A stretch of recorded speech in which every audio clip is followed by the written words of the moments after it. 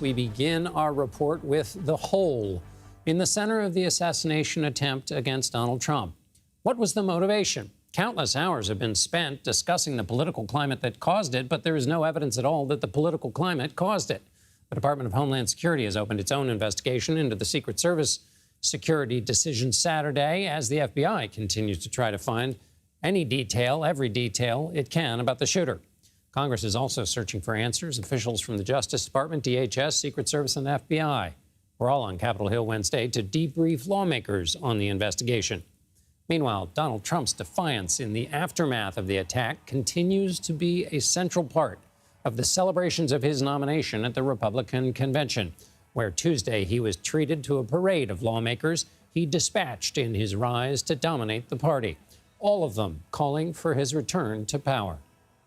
I'll start by making one thing perfectly clear. Donald Trump has my strong endorsement, period. Donald Trump has been demonized. He's been sued. He's been prosecuted, and he nearly lost his life. We cannot let him down, and we cannot let America down.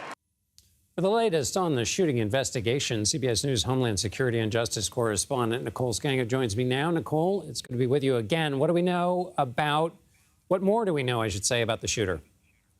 Yeah, John, according to law enforcement sources, in the months before the shooting, the gunman's shipping history shows he ordered and received hazardous materials. And days before the shooting, the gunman visited his local gun club. He bought a ladder at Home Depot. And John, we're just learning the shooter visited the rally site a few days in advance to scope it out. On the day of the shooting, he bought 50 rounds of ammunition at a gun store in his hometown.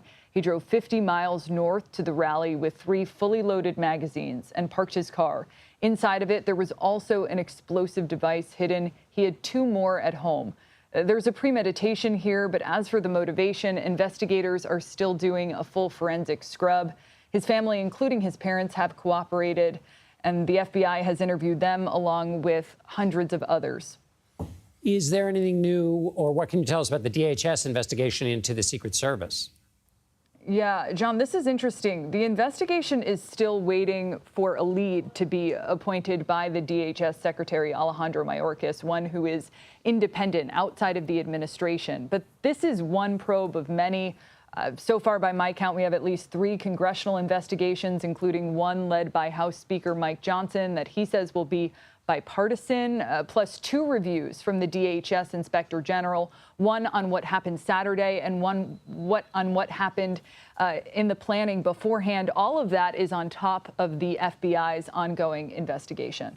And then finally, Nicole, this was in the wait, what category yesterday when there was this report that that there was an Iranian plot and that the Secret Service had been alerted to that on Saturday at the former president's speech. What more do we know about that plot? Yeah, so just for context, John, Trump has long been a target for the Iranians, most notably after directing that 2020 airstrike that killed a top Iranian commander, General Soleimani. But in the weeks and months before the shooting, an intelligence source tells CBS News that the chatter concerning an Iranian plot to assassinate the former president, well, it grew louder. It was backed up by human-sourced intelligence obtained by the U.S. At that point, the White House's National Security Council alerted Secret Service of the threat. And meanwhile, amid all of these requests from Trump's security detail for more help, there were some assets granted by the Secret Service, including counter-sniper teams like the ones we saw on Saturday take out the shooter, as well as CAT teams, counter-assault teams like the ones we saw really tackle the president, cover him, and former president, cover him, and move him out of the rally site. John. Nicole Sganga, great stuff. Thank you, Nicole.